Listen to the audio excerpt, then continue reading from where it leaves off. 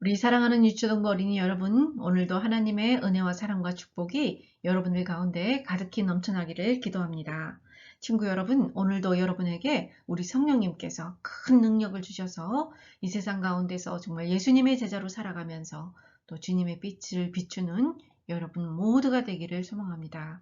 특별히 오늘은 또 졸업식 예배인데 우리 친구들 그간의 주님의 말씀과 또 기도와 또 찬양과 예배 가운데서 여러분들 영혼이 잘 성장했을 줄로 믿습니다. 유수에 가서도 여러분 아름답게 더 크게 자라나기를 소망합니다. 자, 여러분, 오늘은 먼저 한국 역사에서 굉장히 중요한 역할을 했던 김유신 장군에 대한 이야기를 해드릴게요. 예수님이 태어나시고 또 이스라엘에서 사역을 하시던 1세기 때 우리 한반도, 한국에서는 그림에서 보는 것처럼 신라, 백제, 고구려라는 세 개의 나라로 나누어져 있었는데 이 시대를 삼국 시대라고 한답니다.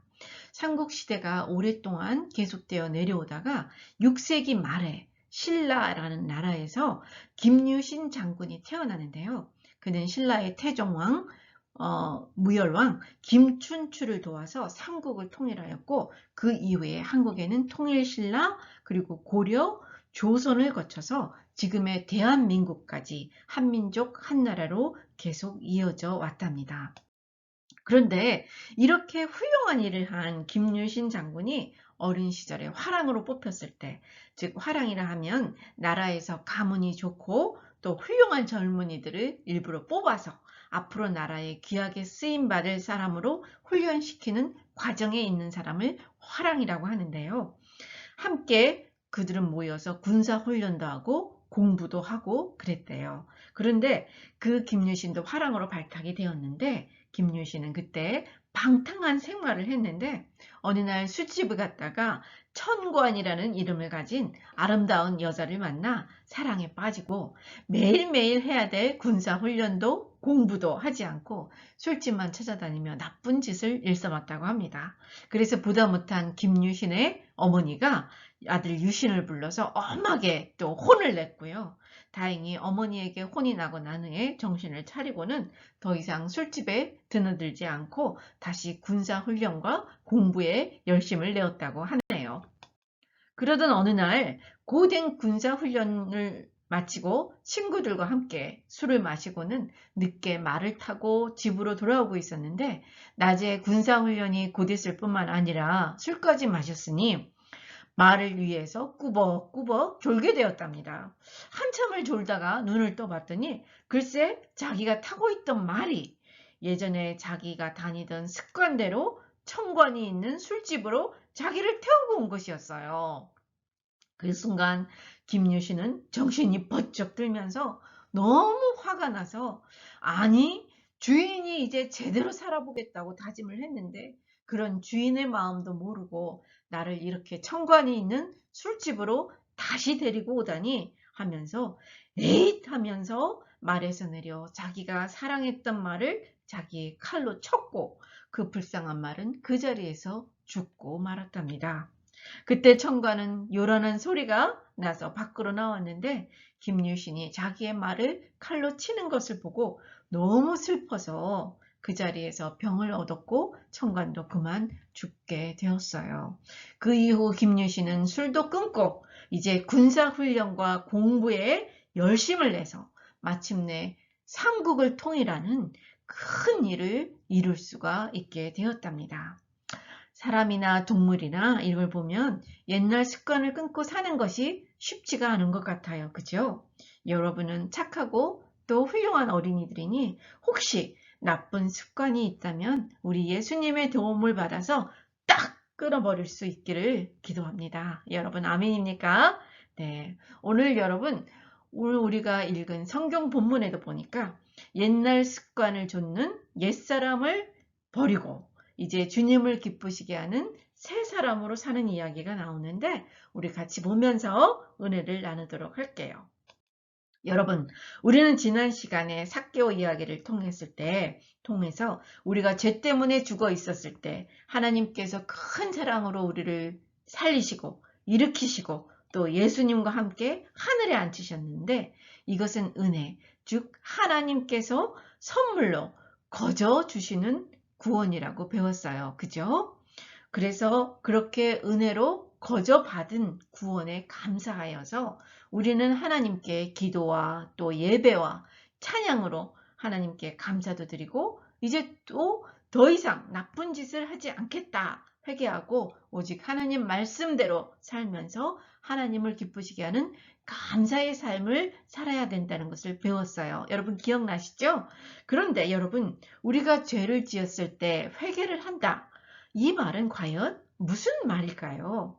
네, 그것은 바로 예배소서 4장 오늘 읽은 말씀처럼 옛날에 나쁜 습관들에 빠져 사는 옛사람을 마치 더러운 옷을 우리가 휙 하고 벗어버리는 것처럼 이제 벗어버리고 깨끗한 새 옷을 입는 것과 같이 성령님께서 우리를 이제 하나님의 형상으로 거듭나게 해주신 새 사람으로 이제 옷으로 입고 바르고 거룩한 생활을 하는 것을 말한답니다.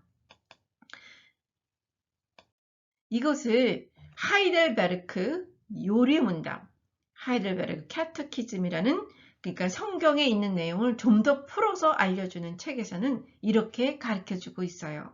무슨 말인지 잘 들어보세요.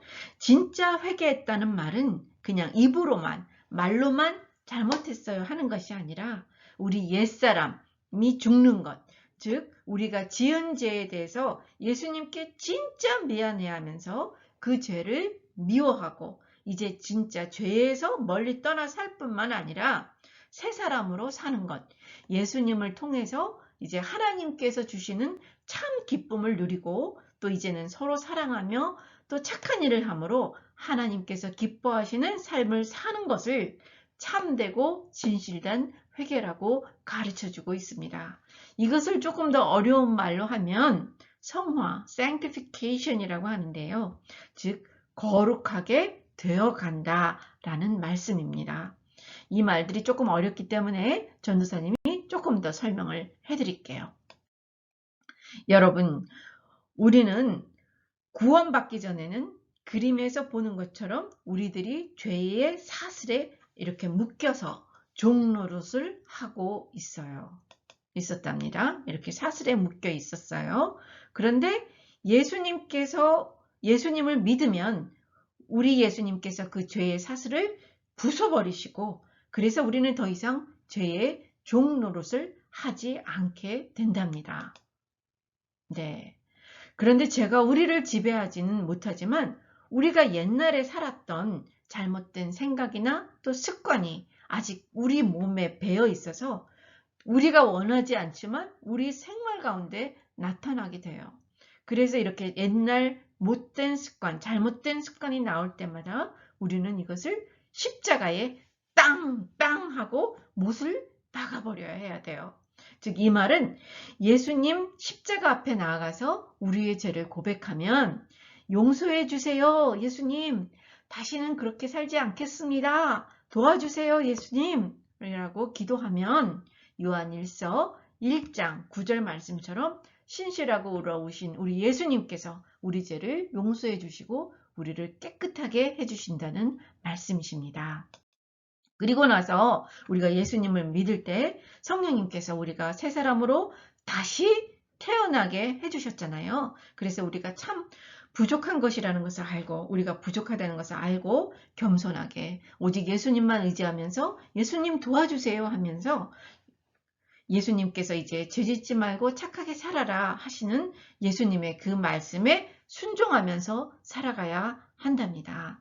사랑하는 여러분, 이제 우리가 도와주세요 예수님 하면 이제 예수님께서는 우리 성령님을 통해서 언제나 어디서나 어떤 상황에서도 여러분들을 도와주신답니다. 사랑하는 여러분, 우리 이제 이런 옛날 나쁜 습관들을 다 버리고 예수님을 닮아가는 새 사람으로 새 옷을 입고 사실 거지요. 여러분 아멘입니까? 네, 여러분. 그러면 우리 함께 같이 기도하도록 하겠습니다.